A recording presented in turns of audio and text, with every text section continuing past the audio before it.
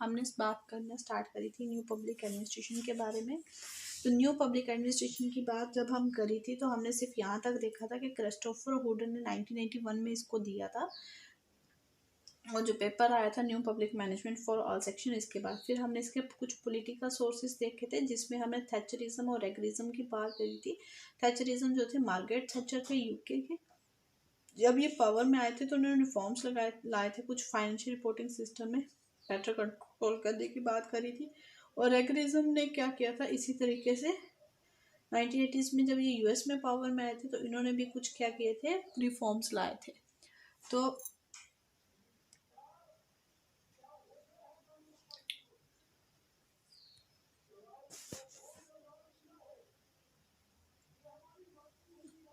इसके साथ साथ इन्होंने ये कहा था कि इसी वजह से बहुत सारे इनिशिएटिव्स देखने को मिले थे हमें। तो आइडियोलॉजिकल सोर्सेज में हमने देखा जैसे new right philosophy I, public choice approach I, new liberalism आया, इस तरीके के चेंजेस की वजह से चेंज हुआ। फिर इंटेलेक्चुअल सोर्सेज देखने को मिले, बड़े सारे number of significant intellectual developments देखने को मिली, जिसमें एनपीएम की हमने बात करी कि एनपीएम जो एमर्ज हुआ, री इन्वेंट किया उन्होंने गवर्नमेंट, जिसको रिगो बोला गया by the Osborne and Gabler. तो इसी तरीके से आगे हम बात करते हैं किसकी, जो टेक्नोलॉजिकल सोर्सेज थे इसमें भी देखने को मिले 1970s में आईटीज़ का जो चेंजेस आई थी वो देखने को मिली हमें। फिर इसके साथ साथ नेशनल सोर्सेज जो थे, जैसे नेशनल लेवल पे सोसाइटी जो थी वो काफ़ी फास्टली जो थी वो चेंज हो रही थी, कैलकुलेटिव थी, डिमांडिंग थी, असर्टिव थी। तो उस सारी चीज़ें थे। इंटरनेशनल सोर्सेज जैसे सोसाइटीज़, ग्रुप्स, कल्चर्स, ऑर्गेनाइजेशंस जो थी वो भी एक दूसरे के साथ जुड़ गई थी बिकॉज ऑफ द ग्लोबलाइजेशन। तो उसने भी काफ़ी ज़्यादा इम्पैक्ट डाला था किसके ऊपर, एडमिनिस्ट्रेशन के ऊपर।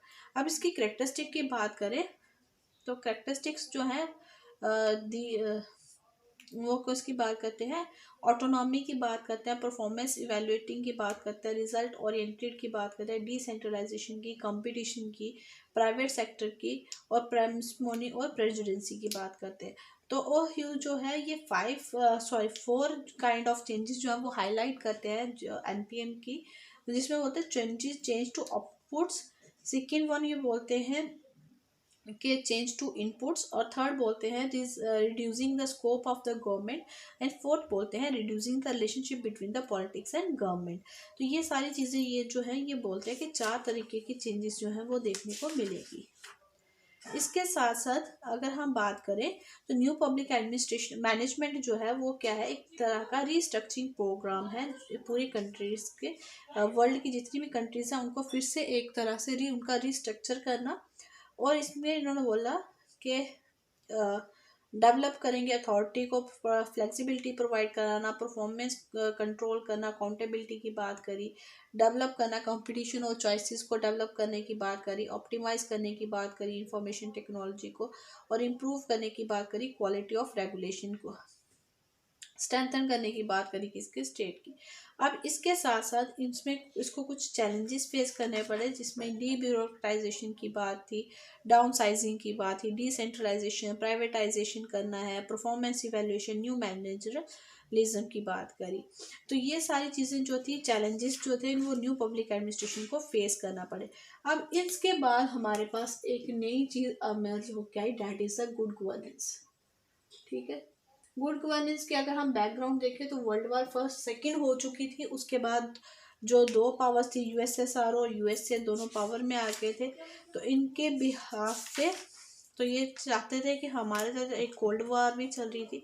तो इसी तरह से आईएमएफ और वर्ल्ड बैंक ने एक इम्पॉर्टेंट रोल प्ले किया, जिसमें इन्होंने बोला कि हमें क्या करना है, गुड गवर्नेंस लानी है। ठीक है, क्यों, क्योंकि जो स्पेशली जो सब सहारन कंट्रीज थी उनकी जो फाइनेंशियल क्राइसिस को देखते हुए उन्होंने बात करी थी ये। तो मीनिंग क्या है गवर्नेंस का और गुड गवर्नेंस का, बोलता है गवर्नमेंट जो है, सबसे पहले हम बात किसकी करेंगे, गवर्नमेंट की। तो गवर्नमेंट जो है उसको हम लोग क्या बोलते हैं, मशीनरी एंड इंस्टीट्यूशनल अरेंजमेंट। तो ये एक गवर्नमेंट क्या है, एक आपकी मशीनरी है या फिर एक इंस्टीट्यूशनल अरेंजमेंट है, जिसमें क्या किया जाता है, सॉवरेन पावर जो होती है सर्व करने की पॉलिटिकल कम्युनिटी को, उसको उसके बारे में बात करती है। तो जो गवर्नेंस होती है, गवर्नेंस क्या है, इज ए प्रोसेस। तो गवर्नमेंट जो है एक, हम इसकी क्या बोलते हैं, इसको इंस्टीट्यूशनल बोल सकते हैं, एक तरह इंस्टीट्यूशन बोल रहे हैं। ठीक है, जहाँ हम इसको क्या बोल रहे हैं, एक तरह की मशीनरी बोल रहे हैं, ठीक है, जिसका काम क्या है, पॉलिटिकल कम्युनिटी को जो है उसको अपनी जो सॉवरेन पावर है उसको चलाना, ठीक है, सॉवरेन पावर को चलाने का काम कौन करता है, कि गवर्नमेंट करती है। लेकिन गवर्नेंस, ठीक है, second one is governance. Governance क्या काम करती है, गवर्नेंस क्या है, एक तरह की प्रोसेस है, ठीक है, और इसके साथ साथ एक result making authoritative decision for the benefit of society. कहने का मतलब ये कि आप क्या करते हो, कोई डिसीजन लेते हो, ठीक है, और वो डिसीजन जो है वो आपका रिजल्ट ओरिएंटेशन की तरफ होता है, तो ताकि आपकी सोसाइटी का क्या हो, बेनिफिट हो, सोसाइटी को बेनिफिट मिले, उसी चीज़ को आप गवर्नेंस कहते हो। तो गवर्नेंस जो है एक तरह का मैनर है, प्रोसेस बोल सकते हो, या फिर आप क्या बोल सकते हो, मैनर बोल सकते हो, जिसमें जो अथॉरिटी है, जो अथॉरिटी किसके पास होती है, इन लोगों के पास। तो अथॉरिटी जो है, कंट्रोल है, पावर जो है गवर्नमेंट की, उसको एक्सरसाइज किया जाता है ताकि सोसाइटी को क्या किया जाए, चलाया जा सके, सोसाइटी इकोनॉमी को, उसके रिसोर्सेज को, उसको अच्छे से चलाया जा सके, ठीक है। अनदर डिस्टिंक्शन जो है गवर्नमेंट और गवर्नेंस के बीच में, वो क्या है, governance has wider ambit than government. तो गवर्नेंस का रोल जो है, अगर रोल की बात करें, गवर्नेंस का रोल ज्यादा है एज कंपेयर टू गवर्नमेंट, ठीक है। अब इसके बाद हम बात करते हैं किसकी, गवर्नेंस में इंडिविजुअल्स आते हैं, पब्लिक प्राइवेट सिविल सोसाइटी और मैनेज करती है जो कॉमन अफेयर्स को, वो सारे इसमें इन्वॉल्व होते हैं। तो ये इसमें हम लोग बोल सकते हैं वैल्यू फ्री डिस्पेंसेशन बोल सकते हैं। जबकि गुड गवर्नेंस क्या बोलती है, certain value assumption, value laden concept कौन सा है आपका, गुड गवर्नेंस का। तो गुड जो है वो वर्ड गॉड से हम क्या कहते हैं कि अच्छे से, what is right and what is wrong, what is just and what is unjust, what is fair and what is unfair, moral immoral को, हर चीज को ये ध्यान में रख के जजमेंट जो होती है डीड की, is right fair just moral, उसको आप लोग क्या बोलते हो, गुड बोलते हो। तो गुड गवर्नेंस को हम लोग क्या बोलते हैं, राइट। यहाँ पे अब हम लास्ट वर्ड देखते हैं गुड गवर्नेंस का, तो इसको हम लोग क्या बोलते हैं, गुड गवर्नेंस को राइट और जस्ट और मॉरल जजमेंट्स, ठीक है। तो ये क्या करते हैं, ये किसके द्वारा, अब ये मॉरल जजमेंट्स लेता कौन है, मेड बाय एक्सरसाइजिंग अथॉरिटी। तो एक्सरसाइजिंग अथॉरिटी कौन है आपकी, यही गवर्नमेंट वाले। तो और वो किस में लेते हैं, in the interest of public, ठीक है। तो गुड गवर्नेंस, अगर हम बात करें कि गुड गवर्नेंस एमर्ज कब हुई थी, तो ये 1990s के बाद में, अर्ली 1990s में और लेट 1980s के बाद में एमर्ज हुई थी। तो इसका एसेंस जो है वो हमें देखने को मिलता है। तो ये थे कंटेम्प्रेरी ईरा की बात करें, तो कंटेम्प्रेरी ईरा में भी काफ़ी ज़्यादा रोल जो है गुड गवर्नेंस का देखने को हमें मिल रहा है। तो की एलिमेंट्स देखें अगर हम गुड गवर्नेंस के,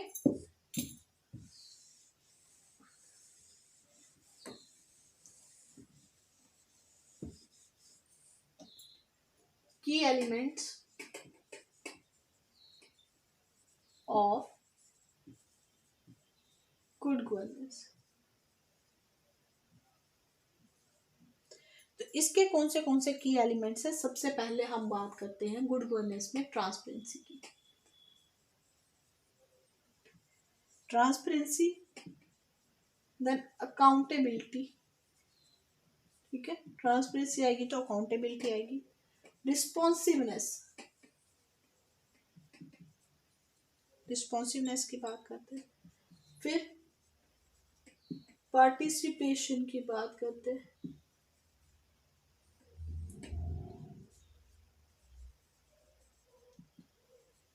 cooperation between the state and non-state actors, ठीक है। तो ये सारे क्या हैं, गुड गवर्नेंस के आपके पास 5 क्या है, की एलिमेंट्स हैं, ठीक है।